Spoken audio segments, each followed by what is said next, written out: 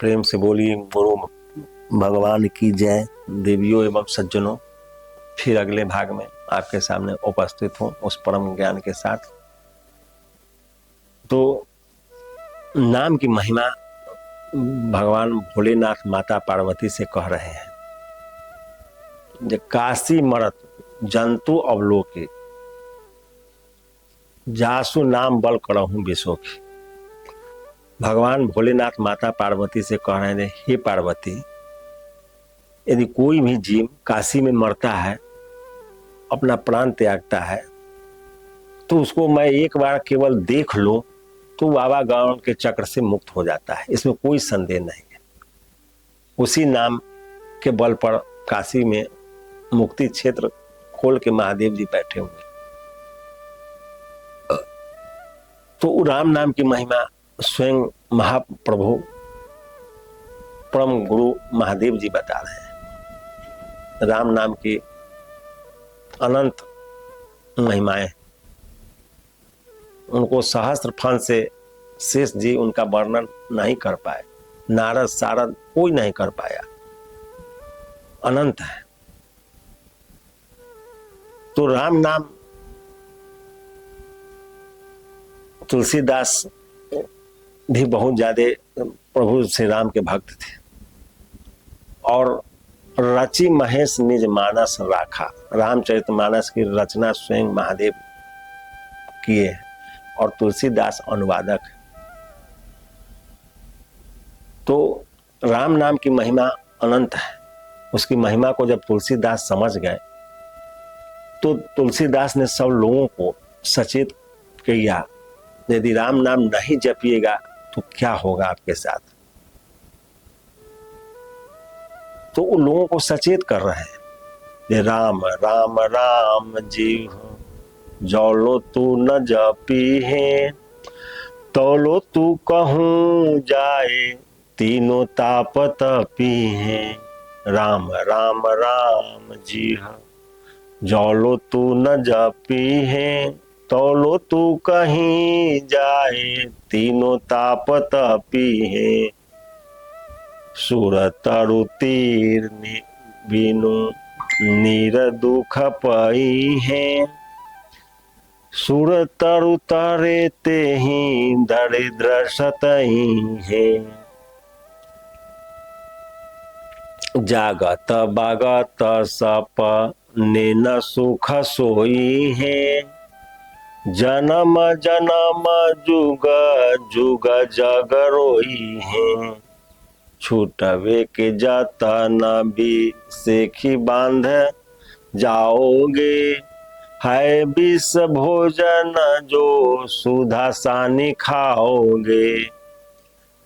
तुलसी त्रिलोक तिहूं काल तो सुदीन को, राम नाम की गति जैसे जल मीन को।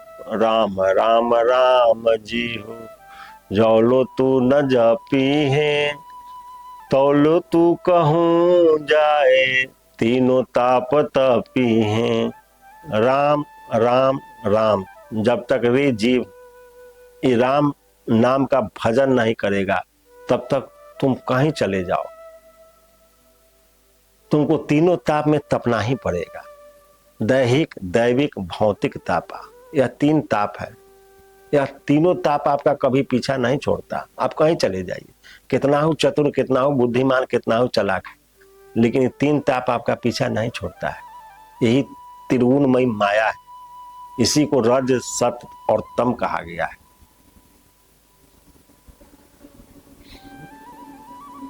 तो दैहिक दैविक और भौतिक तीन ताप है। दैहिक ताप, जो आपके शरीर रुग्ण हो गया, जीर्ण शीर्ण हो गया, रोग व्याधि से घिर गया, अनेक प्रकार के रोग आपके शरीर में फैल गए, इसको दैहिक ताप कहा जाता है। और दैविक ताप, जो भूकंप आ गया, महामारी फैल गया, तूफान आ गया, अनेक प्रकार के जो प्रकृति के द्वारा जो उपद्रव खड़े होते हैं, उसको दैविक ताप कहते हैं। भौतिक ताप, किसी जीव के द्वारा किसी जीव को दिया जाता है। जैसे सांप ने मेढक को खा लिया, बिल्ली ने चूहे को खा लिया, शेर ने हरिण को खा लिया। किसी प्राणी के द्वारा किसी प्राणी को कष्ट पहुंचाना यह भौतिक ताप है। कहीं बम उड़ गया, बहुत से लोग मर गए, एक्सीडेंट हो गया, बहुत से लोग मर गए, इसको भौतिक ताप बोलते हैं। तब राम नाम यदि नहीं जप रहे हैं तो जहां भी जाइएगा, 84 लाख योनि में कहीं भ्रमण करते रहिएगा तो तीनों ताप आपको सताते रहेगा, इसमें कोई संशय नहीं। इसीलिए वो बताए हैं जौले तू जहां भी जाए तीनों ताप तपी, तीनों ताप तपना पड़ेगा। इससे छूटने का उपाय तभी है जब आप राम नाम जपिए। सुर सर तीर बिनु नीर दुख पई है, सुर तरु तरे ते ही दरिद्र सतही है।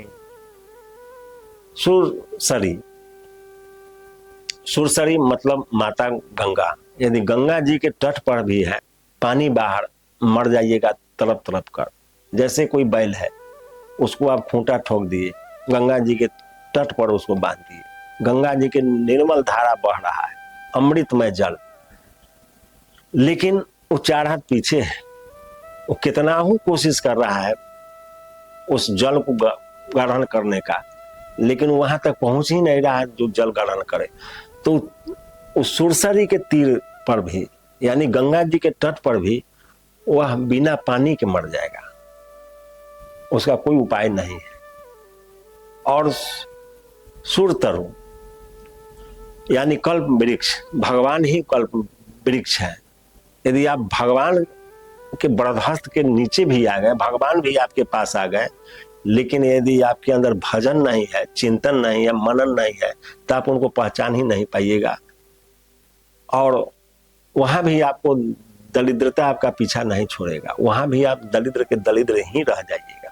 जैसे एक बार भगवान भोलेनाथ और माता पार्वती आकाश मार्ग से जा रहे थे, तो आश्विन के महीना था, बहुत ज्यादा धूप और गर्मी। आश्विन में बहुत ज्यादा प्रचंड गर्मी पड़ता है, धूप, और धान के खेत था, उसमें पानी था, धूप की वजह से और ज्यादा उष्ण हो रहा था। उस खेत में एक पंडित जी और उनकी एक पत्नी और उनका एक बच्चा खेत से, धान के खेत से जंगल निकाल रहा था। वो धूप, भयानक चिलचिलाती धूप, यह देखकर माता पार्वती को बहुत दया आया। उन्होंने भगवान भोलेनाथ से बोली, प्रभु इसका दुख दूर कर दीजिए, बहुत दुख में पड़ा हुआ है, ये प्रचंड धूप में यह बच्चा, पति और पत्नी इतना कष्ट पा रहा है, इससे इसको मुक्त कर दीजिए। तो भगवान भोलेनाथ बोले, जी हम लोग जहाँ चल रहे हैं तहाँ चलिए, इसके कर्म में नहीं लिखा हुआ है, यदि लिखा रहता तो पा गया होता। तो फिर माता पार्वती जिद करने लगी, नहीं तो आप फिर भगवान किस चीज का है, इसको दीजिए, नहीं लिखा हुआ है फिर भी आप इसको दीजिए। माता पार्वती को बहुत दया आ गया था, इसलिए जिद पर अड़ गए। माता पार्वती की जिद देखते हुए भगवान भोलेनाथ कहे, ठीक है इसको कोशिश करते हैं, लेकिन इसके कर्म में ही नहीं लिखा हुआ है। तो कहे नहीं, आप फिर भगवान किस बात का है।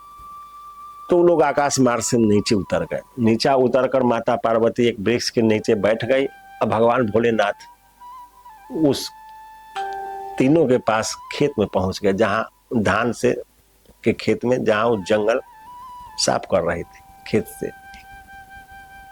तो भगवान भोलेनाथ अपना वेशभूषा में पहुंचे और उस पंडिताइन से बोले, जब माता जी आप कोई वरदान मांग लीजिए हमसे, जो आपका इच्छा हो। तो धूप से चिलचिलाती पंडिताइन जब पीछे की ओर मुड़ के देखी तो भगवान भोलेनाथ के देखकर उसको बहुत गुस्सा आया। तो पंडिताइन बोली, जो अपना तुमको वस्त्र पहनने का होश नहीं है, तुमको अर्धनंग अवस्था में आ गया है, शरीर पर वस्त्र नहीं है, तुम हमको वरदान देने चला है, बहुत बड़ा तुम वरदानी है से तुम इतना। तो फिर भी उसकी बात को सुनते हुए भगवान भोलेनाथ कहा नहीं माता जी आप मांग लीजिए, आपको जो इच्छा हो। तो पंडिताइन खींच गई, खींच के बोली कि तुम इतने बड़ा वरदानी है तो हमको 16 साल के उम्र के कर दो और 16 श्रृंगार से हम युक्त हो जाएं, तब हम समझेंगे तुम वरदानी है। तो प्रभु थे, तुरंत ये मस्त कर दिए। तुरंत पंडिताइन 16 साल के उम्र में 16 श्रृंगार से युक्त हो गए। अब इस चीज को देखकर पंडित जी बहुत ज्यादा गुस्सा में आ गए।